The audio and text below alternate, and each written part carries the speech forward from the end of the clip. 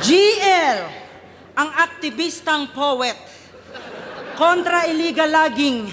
Kapag weekends nasa plaza, kunwari puno siya ng saging. May pa-Diyos-Diyos ka pang nalalaman, walang dating pagsasampa, pang baby Diyos din yung pormahan, mukhang bading nasasamba. Kung yung ibang taga-probinsya, gusto mapuntahan yung MOA, pag si GL in Manila, gusto niya sa SM Aura. Introvert kung matuturing at bibihira lumabas, fetish niya sa buhay, bidet na malakas.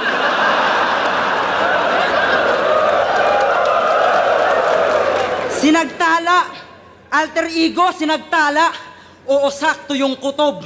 Nakapanti sa labas pero may titi sa loob.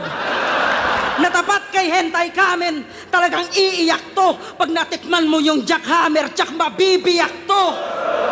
Kasi all gods gustong ka-match up. Kaso si boss yata sabog. Kasi baliktad kanyang nahanap. Binigyan ka lang ng dog. Hurado ako nung finals nyo. Tingin mo ba ang bobo ko? Nakakatawang isipin na ikaw binoto ko. Sino ba unang banat?